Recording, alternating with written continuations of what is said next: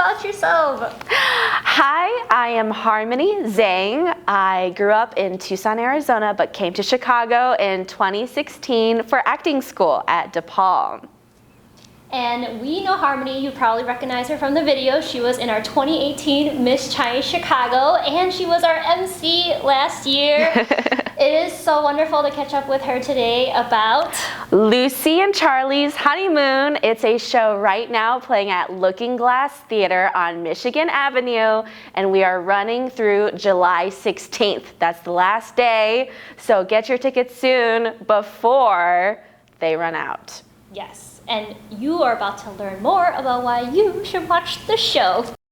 Like, both my mom and my dad, but in this moment, specifically my mother, like, I just see her living in America and really, like, whatever she doesn't want that she receives from people, she just lets it, like, she just, like, ignores it and, and she doesn't let it affect her, which I think is so strong. Yeah. Because she's not dumb, like she knows what is what. Yeah. But she is able to move forward and fight so hard, and I think that has a lot to do with her being an immigrant and being the one to move from China to America. Yeah. And growing up here, me seeing her, I just think that is so hard to do, and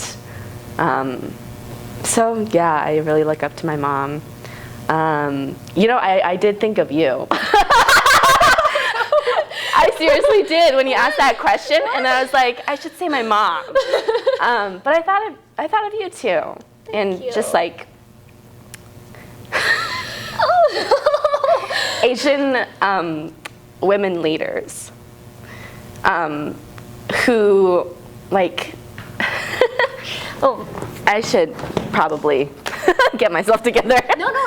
You need to feel what you need to feel. Thank you. I thought of you because during the pageant, but also afterwards, I just see your passion for producing like what you want to see in the world, and I think that's just really inspiring. Thank you. Yeah. And that's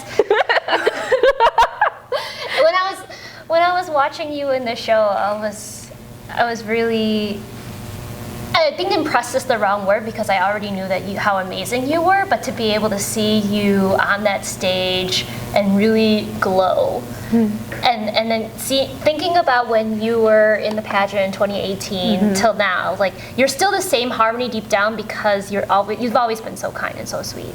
But to see that kind of just like you becoming this blossoming like human being on that stage is just, oh, it just felt so good. It felt so good.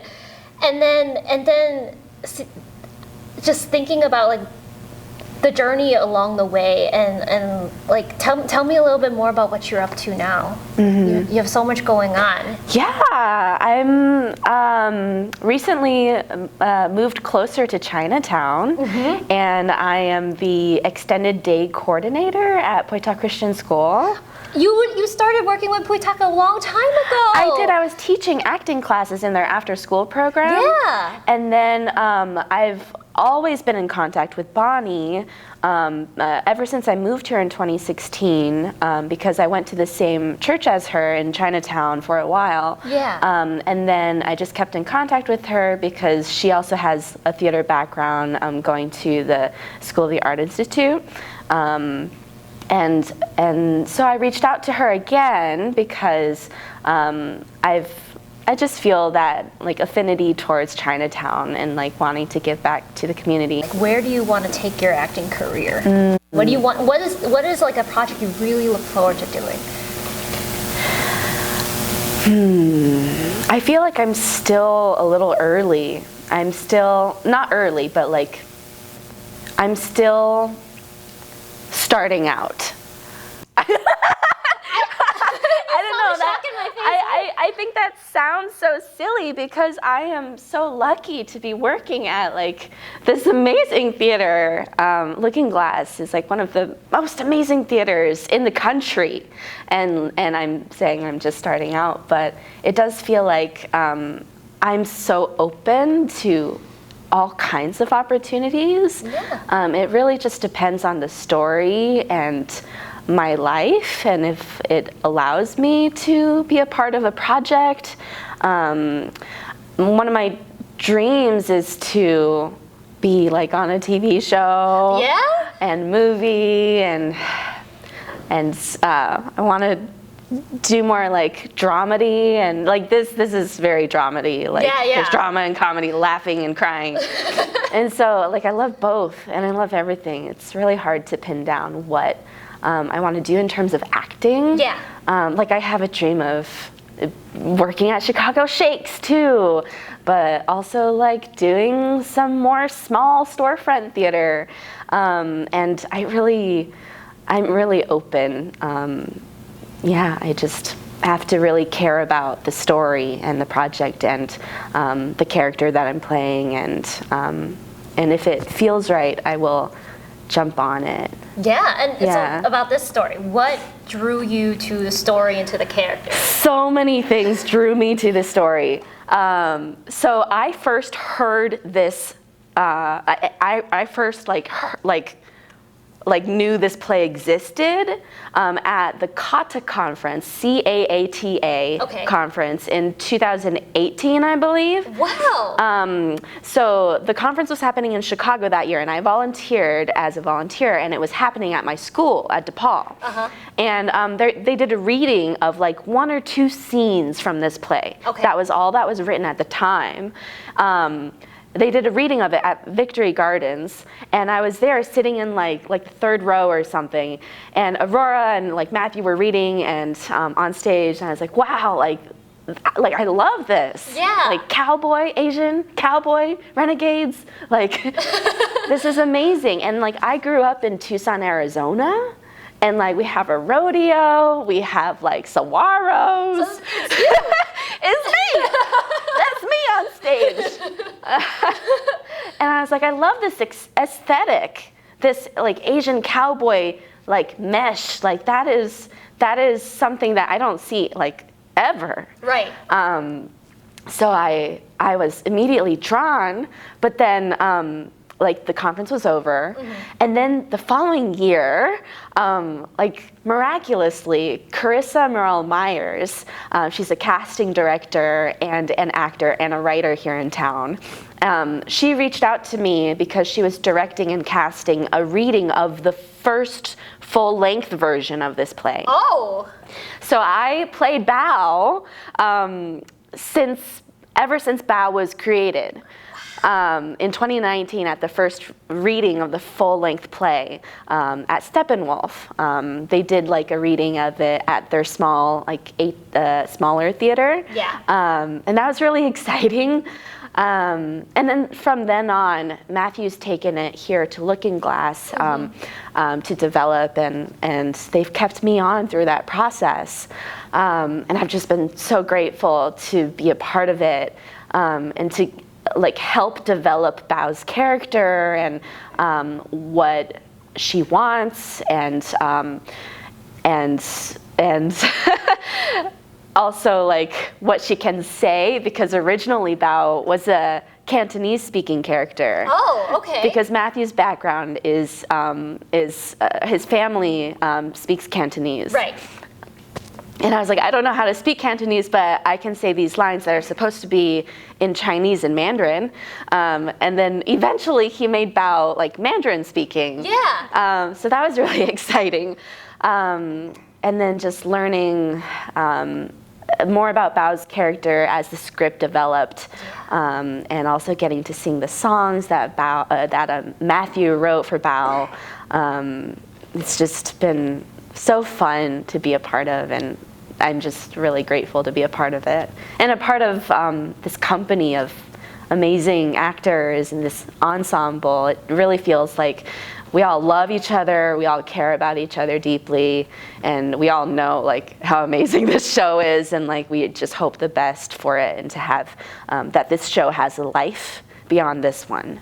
Yeah, and I mean, there's so much to unpack there. I have a few questions already. So the idea that you you had a part in building this character, which I think not a lot of actors get to do. What did you inject into Bao that you think is potentially uniquely yours, or even just pulling from your personal experience that you potentially didn't put into Bao as a character? Okay. The Mandarin was a big one, I think, that I feel so grateful for that Matthew made Bao Mandarin speaking, because that is also specifically me. Just like China is so big, and there's so many different places that a character could be from. Right. And just making that change of Bao speaks Mandarin, and it really affirmed like who I am, and like that I bring what I can to this character as a Mandarin speaking Asian American woman.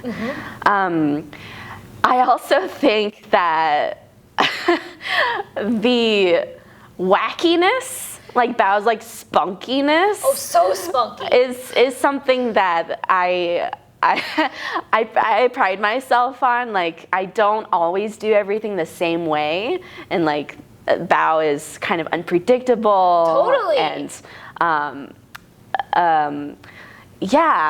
I really love putting like Bao on sort of as a character, and like what I can add to her in terms of like that like rebellious, like youthful energy that I think I give when we did readings of it. Yeah. And so that has been kept and made larger through the script. And are you secretly spunky, but then you just carry yourself very gracefully and calmly as Harmony? This is about the secret, real Harmony. All of this. You know what? You're probably right. Which is why I like have to let something out, and it comes in the form of tears. All the repressed Bao. Yeah. I love that. Okay, and particularly about the language piece, because I thought it was really interesting when you and Grandma have that conversation. Yeah. She's like, and then you're like, oh, you're speaking Mandarin. I actually speak you're speaking Cantonese. I speak Mandarin. Yeah. That almost kind of immediate sense of like familiarity that she approached you with, and then still not being deterred by the fact that you speak Mandarin. You just went ahead and spoke English.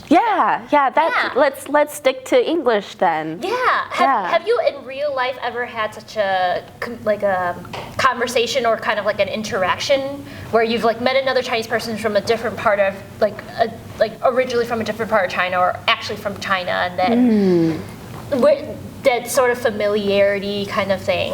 I think so. Growing up in Tucson, Arizona, we had a Tucson Chinese Cultural Center.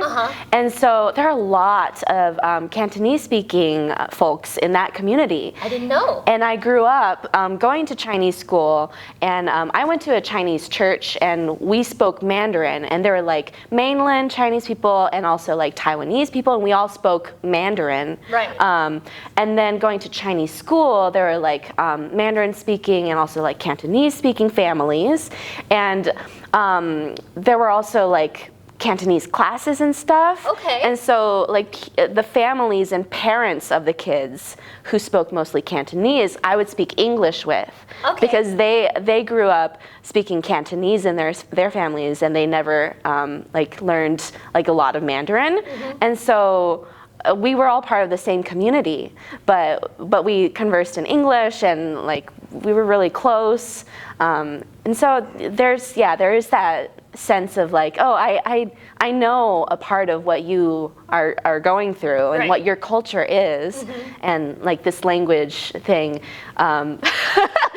is something that does not separate like our like identity to that much of a degree, I guess. Yeah, no, that's actually really interesting because growing up in Tucson, Arizona, so I've never been, but I never imagined that there would be a Chinese population there, like big enough to have a community center and to have Cantonese language classes. You know, what was your experience growing up there? I mean, you've talked a little bit about it, but like, did you ever when did you really understand your identity as a Chinese American? Wow. Yeah, in elementary school, I was the only Chinese student in the whole school when my sister graduated. Wow. It was just the two of us in our elementary school. Wow, okay. Chinese. But there was a Japanese friend of mine in the same grade, but there were like no other Asian people in our school. Wow. And then middle school, I went, I was, there were very few. There were very few Asian people around me growing up. Only in my church was sort of the hub of my like Chinese culture growing up, and at home in my household. Right. It wasn't until probably high school and after that I started getting a sense of what it means for me to be Chinese American. There were like little cultural things like getting boba after class, or like remnants of what I've learned at Chinese school, and still helping out and teaching at Chinese school. I started teaching at Chinese school like after I graduated, and I taught like the younger classes. Good for you. Thanks. And staying connected, that I like develops that familiarity with what I want to keep with me as I go to college, as I go into life, wherever that leads me. And I went to North Carolina for college, and joined like an Asian a cappella group, and found places where I found to feel like home for me, and all the while like learning about other people's cultures and getting a sense of what makes me me. And so I think that continued to develop as I went to college and came here too after college for grad school. I'm the only Asian. I was the only Asian person in my Chinese student. We had a guy from Turkey, but then he wasn't a part of the program anymore. But Turkey's in Asia, right? I think it's still considered Middle Eastern. Middle Eastern? Yeah. Okay, thanks, Ashish. So yeah, I was the only Asian person in my cohort. And then there's like only one Asian person in the cohort above me and below me.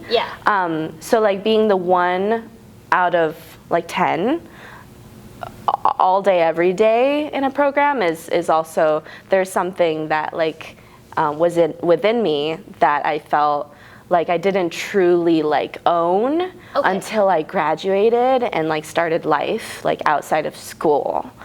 And then I think in the professional world, in like the work world, I got more confident in who I am and what I bring, which I think is a long time, but they do say that like it takes a long time for people to like finally develop our brains.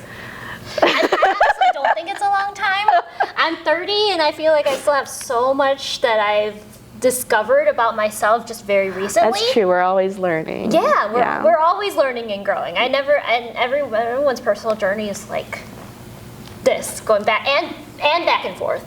Back at the same time, within a week potentially. And so your unique experience, I think it's pretty unique, but how do you think that kind of plays out or potentially even relates to the show in terms of where it's depicted? Like, tell me more about like what the setting of the show is and how this family just kind of came to be in this place. So the setting of the show is here in Chicago, the Midwest, and Lucy and Charlie are on their way to Wisconsin to a cabin for their honeymoon. And so I love that it's set here where we are right now, and I think that is something that could potentially draw audiences from here where we are right now, where Lookingglass is. This is about where we are here right now.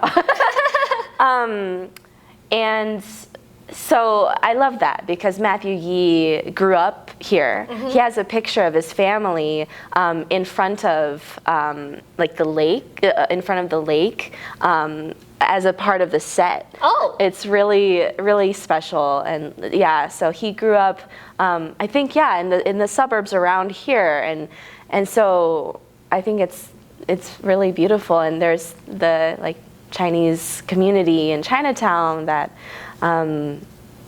that exists here since a long time ago. Yeah. And so it seems like he's kind of, so in the phrase renegade, so they constantly refer to this concept of them being renegades and kind of almost not disowning their family, because obviously he's very close to his grandma and to his uncle. Right. But he disowns whatever story or whatever path his parents want to place on him. And so does his wife. Or seemingly. And what do you think is the most renegade part of their whole journey? I think that the deeper meaning of renegade that you've alluded to is that rejection, that rebellion against what we've been told to be, through maybe our culture or the people around us, but there is that pressure of becoming a certain type of person, maybe. And I think that renegade, that is the biggest one that I think ultimately everybody in this show is able to do, hopefully, is to identify for themselves what they want their own path to be and to look like.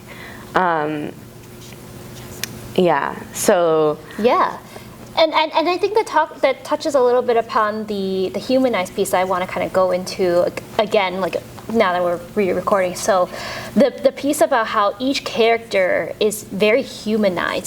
There's no, like, yes, there are very how should I say, very strong personalities in the show, but none of them actually fit into one particular stereotype of what it means to be Asian American, or what it means to be a police officer, and or even to be a criminal, for that matter. Tell me a little bit more about how this show really humanizes the Asian American experience. This show humanizes every character because the writing is so smart, and it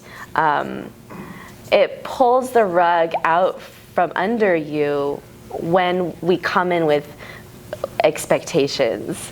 And I'm thinking of Jeffrey and Grandma, and how there's so many unexpected, delightful moments because they break whatever, like I think a grandma should be. And the humanizing happens when the characters are able to share like their voice in a true and authentic way that just doesn't fit with any preconceptions. I mean, you bring up the perfect examples. So Grandma, first and foremost, she actually absolutely loves his wife. Despite knowing everything that they did, and no spoilers, she loves his wife. And she loves his wife. Why? Because she's like, you two are in love, and that's the most important love each thing. Other. And despite earlier she being like, oh, you're Asian, let me give There's obviously still that familiarity piece that she's attracted to, but also that she's accepting her as a whole person. Right. Yeah. And then Jeff, the uncle, having him being quirky in his own ways, but still very loving to the family. Yeah. and then this even though they kind of each family member kind of does their own thing, there still seem to be a very tight knit family. They're always going to be there for each other. Yeah. And it doesn't matter what race they are. They're and so and this is now kind of relating it back to Bao, because Bao shows up seeking her family. She knows that her sister's here. Yeah. She wants to save her. She's very goal oriented, but at the same time, like she's very grounded in the sense that she literally describes her sister as her heart, her everything. Tell me a little bit more about like that family that Bao kind of is trying to seek, like her literal family, and then almost the family that she's building with this whole new Chan family. Oh.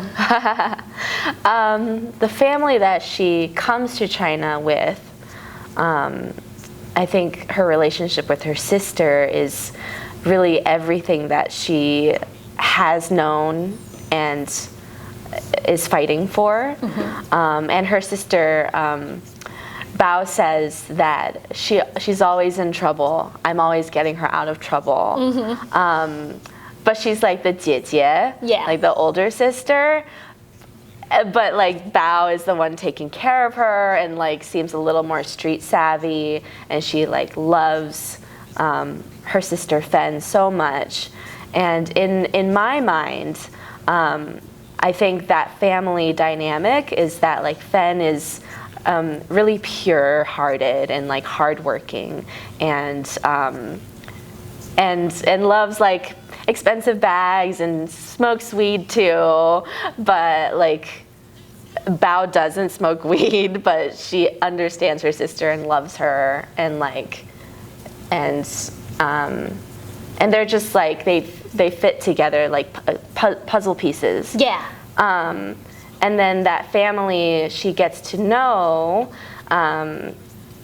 she really begins to care about Lucy, especially after hearing about her personal experience with what it's like to be an Asian American woman in America, and feeling that familiarity with someone who like looks like you. Yeah. Like there's that like oh, like I don't know who you are, but I'm kind of curious who you are, and then you're awesome for who you are. Yeah. And then meeting the family, I think, in the cabin for Bao is a really huge moment when she sees Jeffrey and Grandma also being potential like badass renegades. Yeah. And like I want to get to know these people like as Bao. Like I think that's what she's thinking. Like I want to get to know them because they seem so interesting. Yeah. And they seem like really capable of like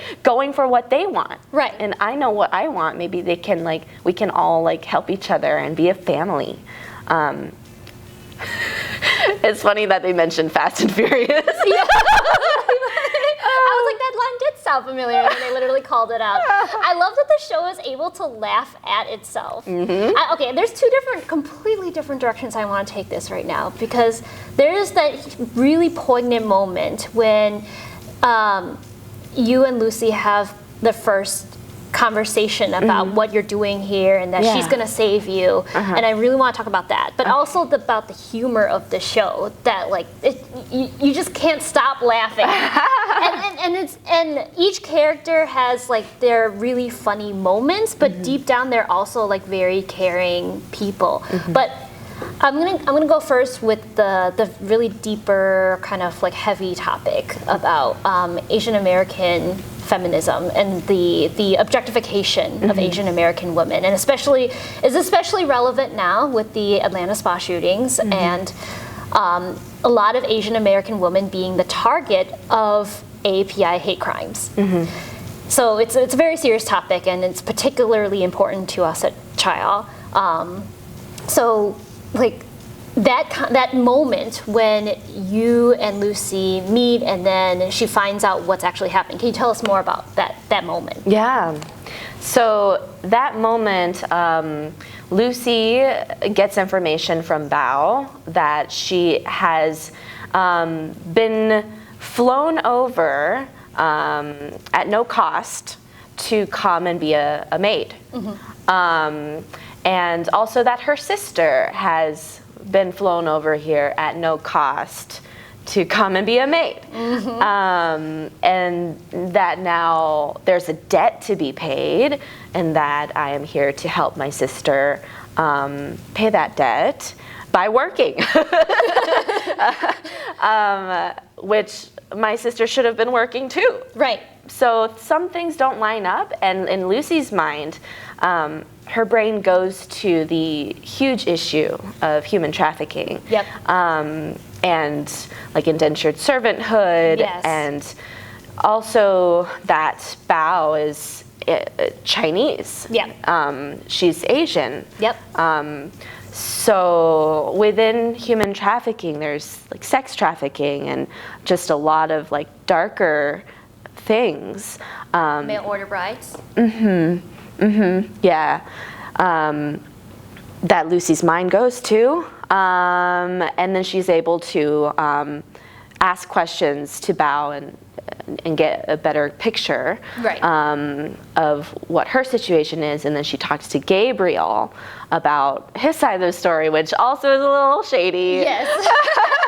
And then there's an object that falls on the ground. Yes. And so Lucy is a character that also like feels a lot. Yeah. And goes with her gut. Yeah. She says like, I trust my gut way more than my head. And so she convinces Bao in that moment, because from that moment on, like Lucy just cannot, I believe that Lucy like won't be able to forgive herself if she doesn't do something about the situation. Yeah. If she doesn't try her hardest to get Bao out of harm's way. So Bao confesses that she thinks the situation is shady. Yeah. But Bao's flaw is that she thinks she can handle anything. Yeah. Yeah.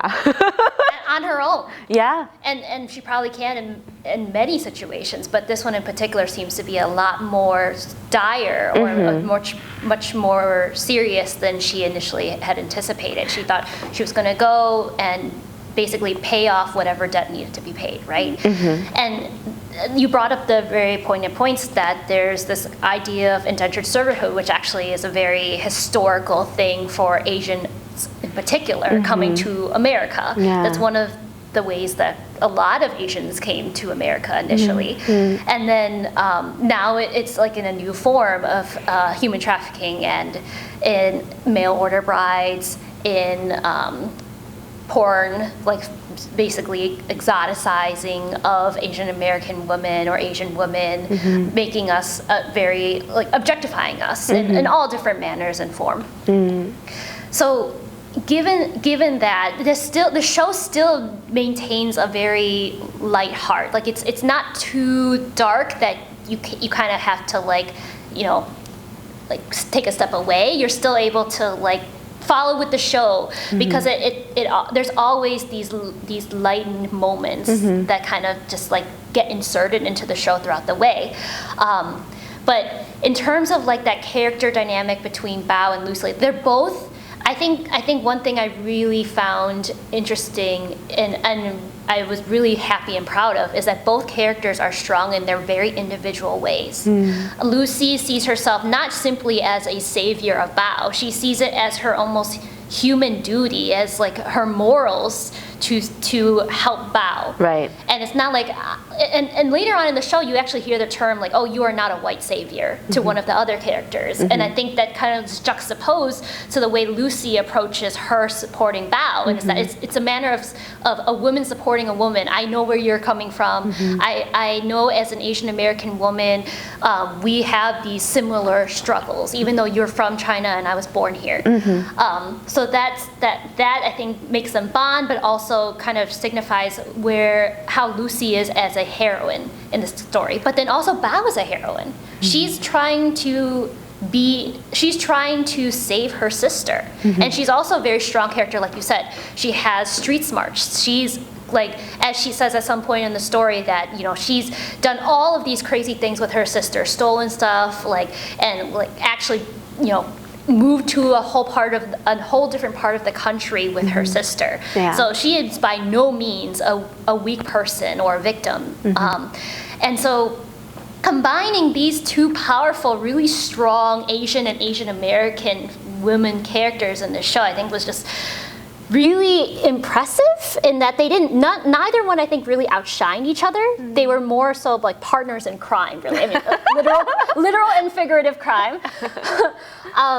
So I wanted to dive deeper into then how Bao kind of becomes her own person later on. And I don't know how much we can potentially talk about that if it's too much of a spoiler, but as much as you can share, how do you think Bao ends up finding herself and becoming fully the true woman she was meant to be? Wow.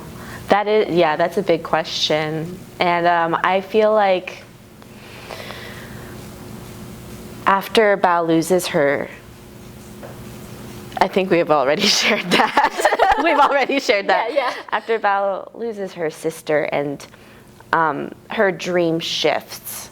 And so her becoming her own woman and not part of a pair begins when I think Bao leaves the cabin, when she is free from the situation.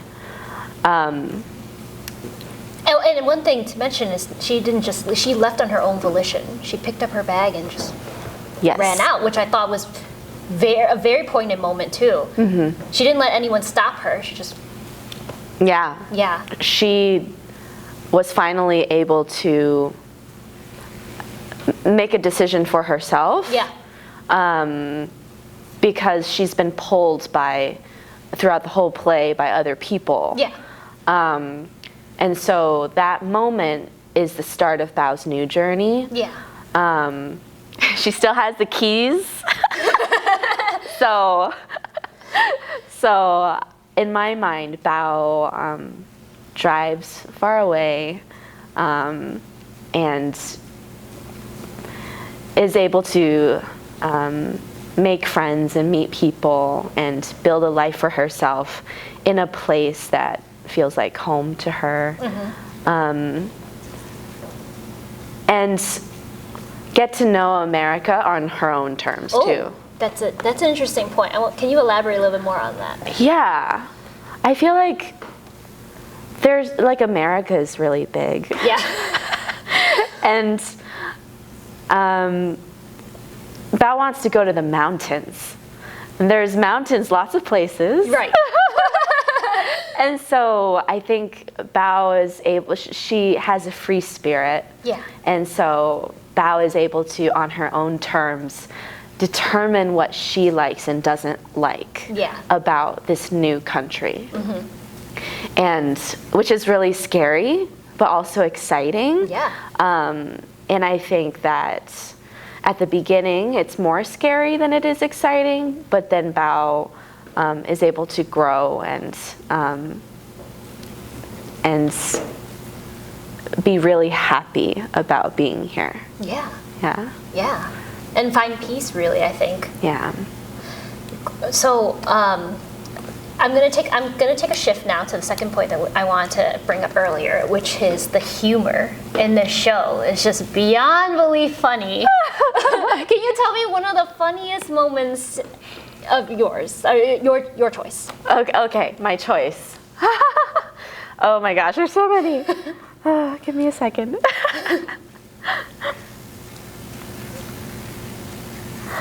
I feel like Jeff is one of my favorite characters. Yeah, tell me more.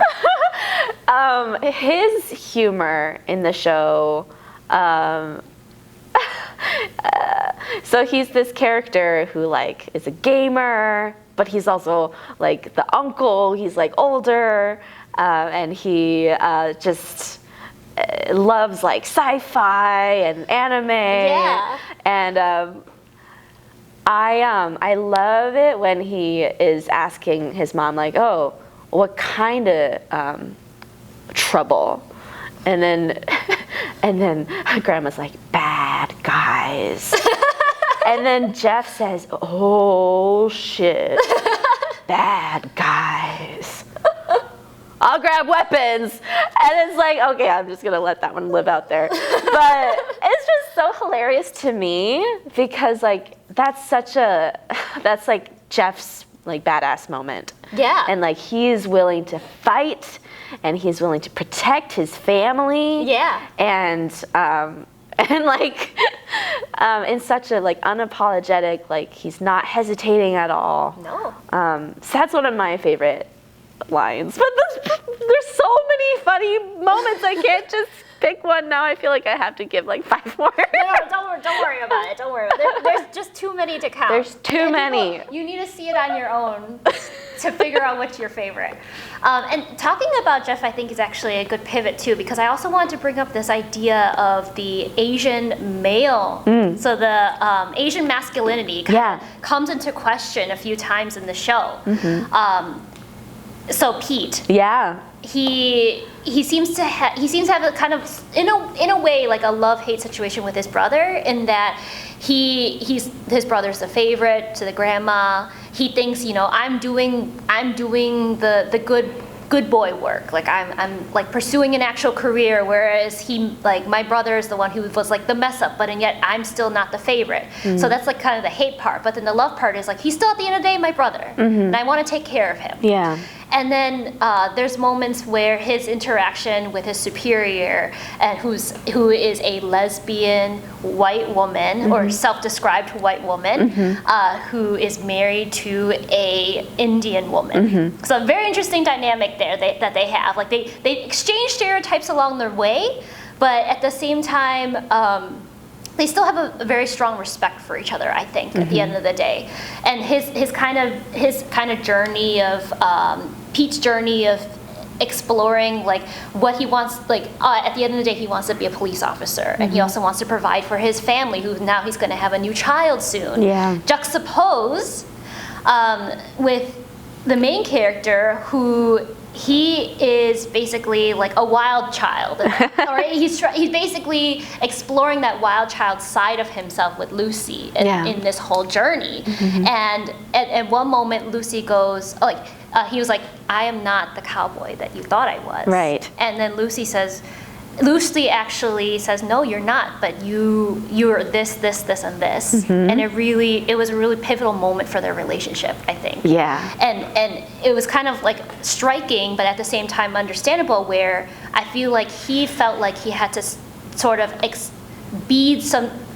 into some sort of bill of what masculinity is in order to keep her with him, or to impress her, where she understood fully that he has his vulnerabilities, but he's also a very sweet person. Right. So tell me a little bit more about like what you thought about the Asian masculinity piece of this show. Yeah, we actually mentioned the Asian masculinity in Pete's character, especially during the moment when he's on the phone with Lucy, and then he's saying like, well, I'm a hot guy for an Asian guy. And then he's like, no, like for a normal guy, or for just a guy. Like I'm hot for a guy. He caught himself. Though. He caught himself. Yeah. And I'm glad that as an audience member, you caught that he caught himself. Yeah. And that it wasn't just him saying that and then like thinking vaguely, oh, I should say something else. It's very specific about the hyposexuality of Asian men as a stereotype. Yeah. Like that's not. That's not true, and so I think it is cool to see between the two characters like all that they're striving for, and that moment where where Charlie is not a cool cowboy, and Lucy accepts him and sees him and like loves him. Yeah. Like, I think that is so healthy. Yeah. And I love how like Pete and Charlie like know each other so well. Yeah. And support each other. And like, I think that the way that they support each other throughout the show, that Pete is like protecting him and fighting for him, and at the cabin, like in different ways, the two of them are really showing up for themselves and the people around them. Yeah. I love that dynamic too. Not only were there two really strong female Asian and Asian American characters, there were also two really strong Asian and Asian American characters, and male. And so that there was one more thing that I wanted to bring up. Oh, the immigrant piece. So how Grandma at one point goes, "I'm an alien," Yeah. and then Jeff was like, "What? What planet are we from?" When really she meant she's an undocumented immigrant. Yes. And that piece came up, I think, a few times throughout the show. That's also, I think, one of the elephants in the room in the Asian community, is that there's a divide between those who believe that, I came here the legal way. I waited out my turn, and now I have papers and I'm legal. And then there's others that are arguing, well, I mean, the footing was unequal, and they literally actually brought up how Charlie had punched the bronze cast of the former president who signed into the Chinese American exclusion, or the Chinese exclusion law. Right. And so that interesting dynamic of like the immigrant conversation in here, and just that, I think it was also really poignant. Just me as like having worked with you before, and I know you're born and raised in America, but then yet right when you came out, your character had an accent. And that's also been a point of contention for some people, where they're like, oh, well, if an actor doesn't have an accent, why are they making up one? And other people will say, well, because there are like most immigrants do come with an accent. It's just natural. It's like it's part of who they are, and there's nothing to be ashamed of or to point out about that. Yeah. So basically, I'm pointing out a few different points here, but I just wanted to ask you a more general question about like the immigrant piece. Do you have any particular thoughts about that?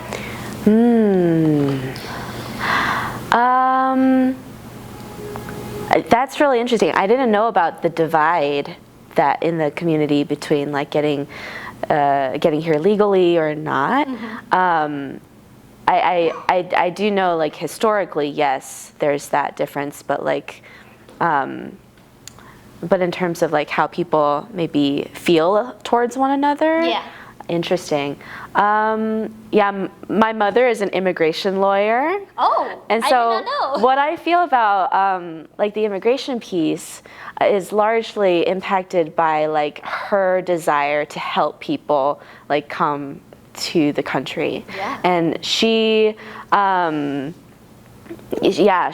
like became a U.S. citizen herself, and like helped a lot of her family come over, and now my cousins are like are here too, some of them, and one of them came to see the show. Awesome! I'm actually curious about their thoughts, but yeah, me too. They were processing, but there is a lot, and I feel like people immigrate for so many different reasons. Yeah. So many reasons, that it's really hard to paint a picture of like a situation that could like represent, like it's just impossible. Right. So I think that Bao's reasons for coming make sense to me, that she would want to be with her sister. Yeah. So I think that's really fair, and everyone has their own reasons why they come, why they stay, or why they go back. Yeah. And so to kind of wrap this up, because I thank you so much for all of your time. Of course. Thanks for asking me such great questions. Thanks for having this conversation. So any last things that you would love everyone at Chayal, former, future, current supporters to know about you and your journey and about the show? I think y'all should come see the show, first of all. It's an amazing show, an amazing experience, and it's just a story unlike any other. And as an Asian American woman, like, I am saying that it's not like a story like any other, because I haven't seen this story told before. This is a very fun, exciting, meaningful, heartfelt, brave story. So I just love this show so much. Y'all should see it. And don't hesitate to reach out to me personally. I'm really happy to be able to share this conversation with Victoria and with all of you. And I'm always an open door. Thank you, Harmony. And I will share your Instagram handle if you don't mind. Of course. Perfect. And thank you, everyone. You should definitely come watch this show. It is hilarious, and it will definitely throw all of your stereotypes about Asian Americans out the window, and just rebuild your concept of what it means to be an Asian American in Chicago, really. I mean, it's such a local show. It's set here. So come watch. Bye. Bye. All right, yay! Is there anything else, do you think, that we should cover, talk about? I think we had a lot, but I think we did. what do you think? There's so much to learn too. I'm constantly learning about like Chinese American history and like where we are currently, and I think this show helps me like really just be connected to like the part of my identity that's an Asian American renegade. Yeah, I love that. Yeah. You recorded that, hopefully, right? All right. It was so good catching up with you. Yeah, it was.